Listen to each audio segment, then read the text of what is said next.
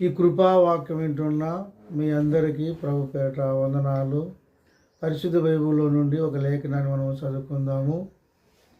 లూకా రాసిన సువార్తలో నుండి 18వ అధ్యాయం 1వ వచనం చదువుకుందాం. ఇసుకక నిత్యము ప్రార్థన చేయవలను. ఇక్కడ ఒక మాట ఏముందంటే, ఇసుకక నిత్యము ప్రార్థించవలను. చాలామంది ప్రార్థన చేస్తూ ఉంటారు. జవాబు రాకపోతే దాని విషయంలో ప్రార్థన చేసేది మానేస్తారు. అలాగ మనం మానేయకూడదు. మనకి జవాబు వచ్చేంత వరకు, దేవుడు కార్యం జరిగించేంత వరకు, మనం అనుకున్నది దేవుడు నెరవేర్చేంత వరకు మనం ఇసుకకూడదు. ఇది జరగదులే, ఇది కలగదులే, నా ప్రార్థన దేవుడు వినలే అని మీరు ఇసుకి ప్రార్థన చేయటం మానేయకూడదు. అందుకే దేవుడు ఇక్కడ ఒక భక్తుడు అంటున్నాడు, ఇసుకక నిత్యము ప్రార్థన చేస్తూనే ఉండవలను. నువ్వు దేని విషయంలో అయితే ప్రార్థిస్తున్నావో దేవుడు జవాబు ఇచ్చేంత వరకు, నీకు ప్రతిఫలం ఇచ్చేంత వరకు నువ్వేమి చేయాలంటే ప్రార్థన చేస్తూనే ఉండాల. ఇసుకవద్దు. కొంతమంది ప్రార్థన చేస్తారు, ఒక సంవత్సరం వరకు ఆ అంశం మీదనే ప్రార్థన చేస్తారు. జవాబు రాకపోతే ఇంకా ప్రార్థన చేసేది మానేస్తారు. ఇంకా కొంతమంది భర్త మారాలని సంవత్సరము 2 ఏళ్ళు 3 ఏళ్ళు ప్రార్థన చేస్తారు.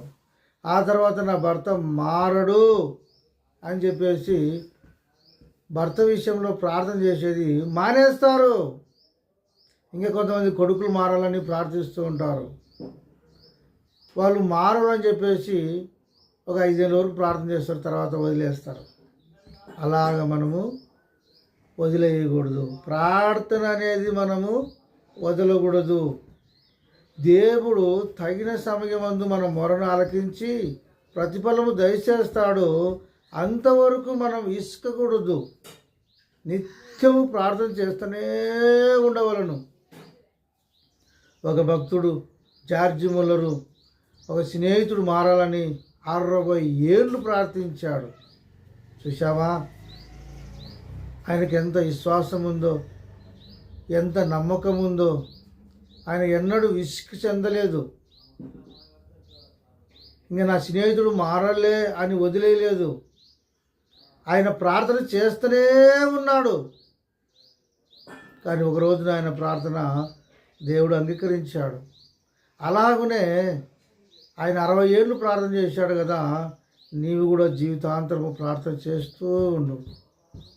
ఏదైనా సరే ఒక గురి పెట్టినట్టయితే, ఏదైనా ఒక కార్యం చేయబట్టినట్టయితే, ఏదైనా ఒక తలంతు నెరవేరాలని నువ్వు ప్రార్థన చేసి దేవుని అడుగుతున్నట్టయితే, అది దేవుడు నీకు ఇచ్చేంత వరకు నువ్వు విసుకద్దు. ప్రార్థన చేస్తూనే ఉండు. ప్రార్థన మాత్రము మానేయద్దు.